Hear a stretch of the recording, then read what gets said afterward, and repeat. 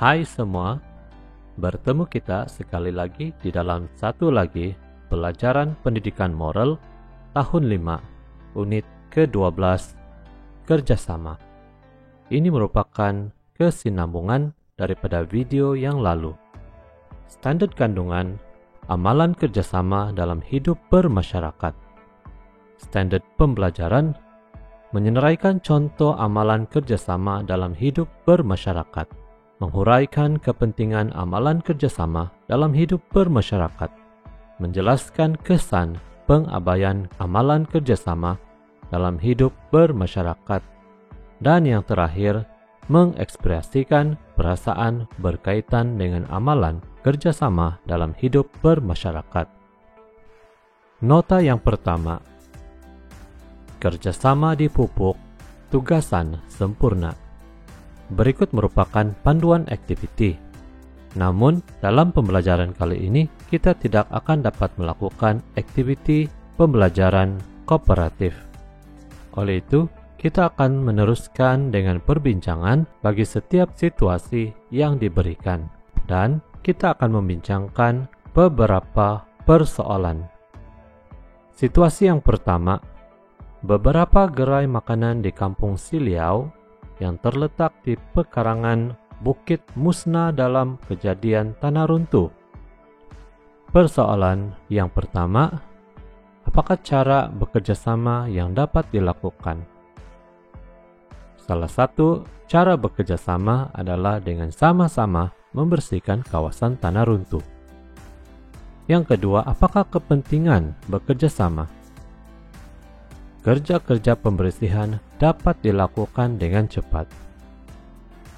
Apakah kesan pengabaian amalan kerjasama? Kawasan tidak dapat dibersihkan dan gerai tidak dapat dibaiki dengan segera. Apakah perasaan berkaitan dengan amalan bekerjasama ini? Perasaan gembira karena beban peniaga gerai dapat dikurangkan dan mereka dapat kembali meneruskan perniagaan mereka. Situasi yang kedua, laporan yang dikeluarkan oleh Klinik Desa Aman menunjukkan bahwa seramai 80 orang masyarakat di kawasan setempat menghidap penyakit demam denggi. Apakah cara bekerja sama? Bergotong royong membersihkan kawasan dan membasmi tempat pembiakan nyamuk. Apakah kepentingan bekerja sama? Lebih banyak kawasan pembiakan nyamuk dapat dibersihkan. Apakah kesan pengabaian amalan kerjasama? Pembasmian tempat pembiakan nyamuk tidak dapat dilakukan secara menyeluruh. Yang terakhir, apakah perasaan berkaitan dengan amalan kerjasama? Berpuas hati dengan penglibatan semua anggota masyarakat dalam usaha membasmi nyamuk yang boleh mendatangkan penyakit denggi. Situasi yang ketiga, kamu mendapati taman rekreasi awam di kawasan perumahan kamu tidak selamat digunakan karena banyak peralatan rosak. Laluan pejalan kaki pula dipenuhi dengan semak samun. Apakah cara bekerja sama? Mengadakan aktiviti gotong royong, membersihkan kawasan taman rekreasi, dan membaiki peralatan yang rusak. Apakah kepentingan bekerja sama? Kerja-kerja pembersihan dan pembaikan dapat dilakukan dengan segera. Yang ketiga, apakah kesan pengabaian amalan kerjasama? Taman rekreasi masih tidak dapat digunakan dengan selamat. Dan yang terakhir, apakah perasaan berkaitan dengan amalan bekerjasama? Perasaan gembira melihat kerjasama yang diberikan oleh anggota masyarakat dalam usaha menyelenggara taman rekreasi tersebut. Nota yang seterusnya, amalan kerjasama eratkan hubungan. Hayati situasi dan lakukan aktiviti. Penduduk kampung Betonia bekerja sama bagi mengusahakan industri kecil dan sederhana (IKS) dengan menghasilkan kue-mue yang unik. Kata penghulu kepada beberapa anak muda, "Nancy, bolehkah kamu dan rekan-rekan sekampung kamu mempromosikan produk kampung kita ini bersama-sama?" Jawab Nancy, "Boleh, Tuan Penghulu." Apakah cara mempromosikan Kui Mui unik secara bekerja sama? Yang pertama telah diberikan, yaitu mengedarkan risalah bersama-sama rakan sekampung.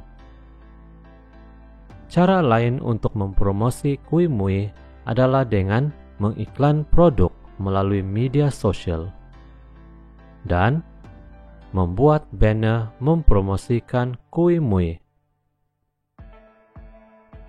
Mengapakah kamu patut bekerja sama dalam mempromosikan produk kampung?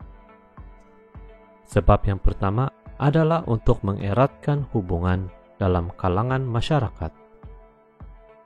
Yang kedua, ia dapat menjana pendapatan tambahan untuk penduduk masyarakat. Dan yang terakhir, agar perusahaan Kui Mui unik ini akan bertambah maju dan berkembang. Kamu diberi peluang untuk menghasilkan Kui Mui unik bersama-sama dengan rekan kamu dari kawasan setempat. Tunjukkan cara kamu menghasilkan ciskut buah. Alatan dan bahan: biskut, keju krim, susu segar, dan buah anggur. Langkah yang pertama, masukkan keju dan susu segar. Gaulkan ramuan hingga sebati. Langkah yang kedua, celupkan biskut dalam susu dan susun dalam bekas. Langkah ketiga, tuang sedikit adonan keju dan ratakan.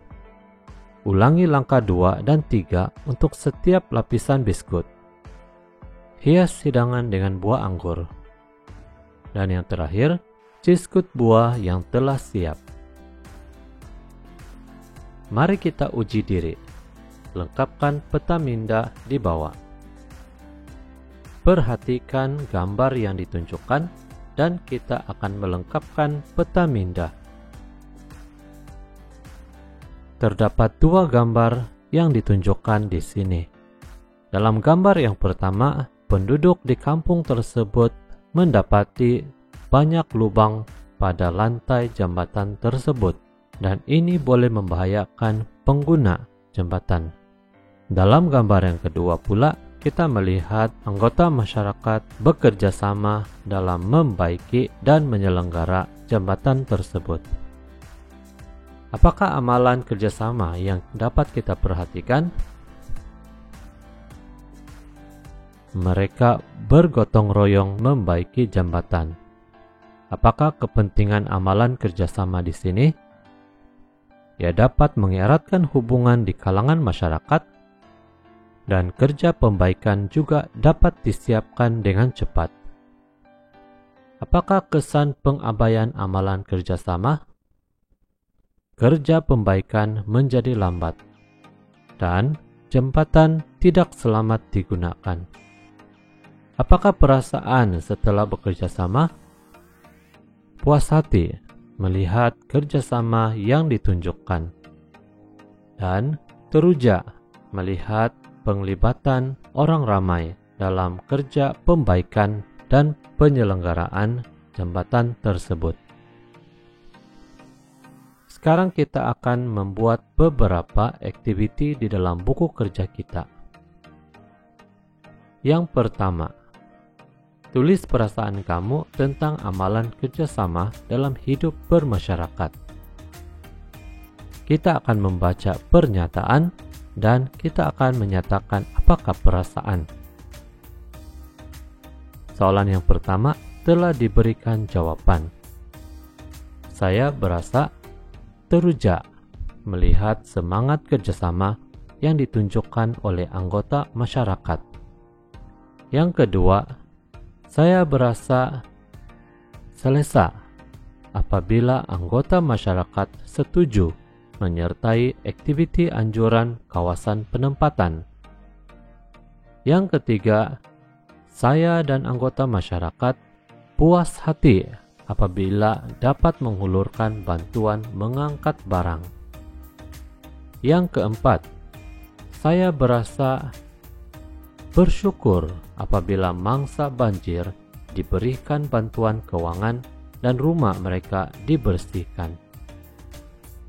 Soalan yang kelima, saya sangat terharu apabila anggota masyarakat membantu kereta bapak saya yang tergelincir ke dalam parit.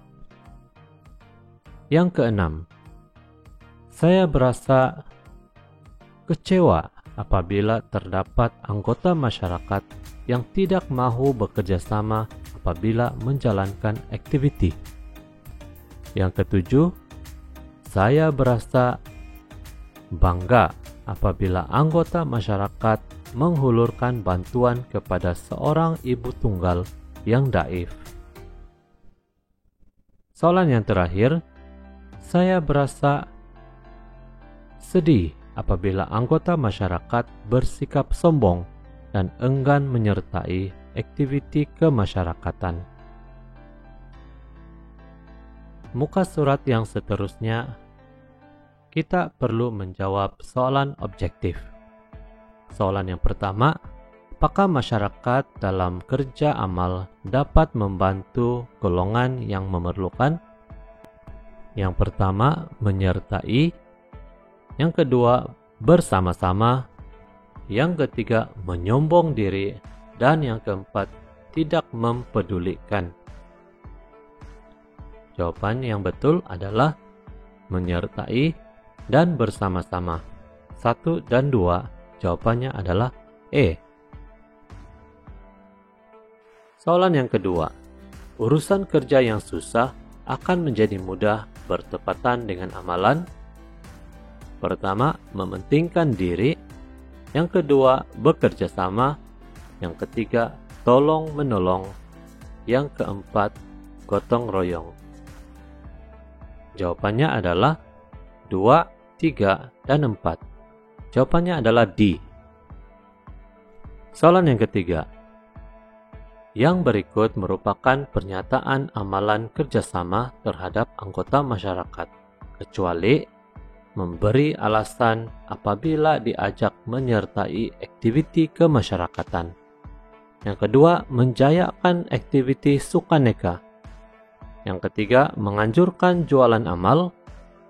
Dan yang terakhir, membersihkan balai raya seorang diri. Yang manakah merupakan bukan pernyataan amalan kerjasama? Jawabannya adalah 1 dan 4. Jawabannya adalah E. Soalan 4. Sikap saling apa sesama anggota masyarakat merupakan amalan mulia dan boleh dicontohi. Yang pertama, bekerja sama. Yang kedua, tolong menolong. Yang ketiga, berganding bahu. Dan yang keempat, memberikan sokongan. Yang manakah merupakan amalan mulia dan boleh dicontohi? Jawabannya adalah 1, 2, 3, dan 4. Jawabannya adalah D. Soalan yang kelima. Sikap bekerja sama dan tolong menolong dalam setiap urusan amatlah diperlukan. Sikap sebegini patut, pertama, diperli, kedua, diejek, ketiga, dicontohi, dan yang keempat, dipuji. Sudah pasti sikap bekerja sama dan tolong menolong adalah patut dicontohi dan patut dipuji. Jawabannya adalah 3 dan 4. Jawabannya adalah D.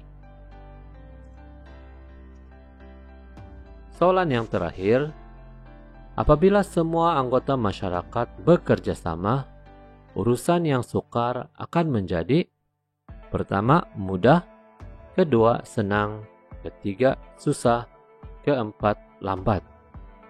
Jawabannya adalah 1 dan 2. Jawabannya adalah E.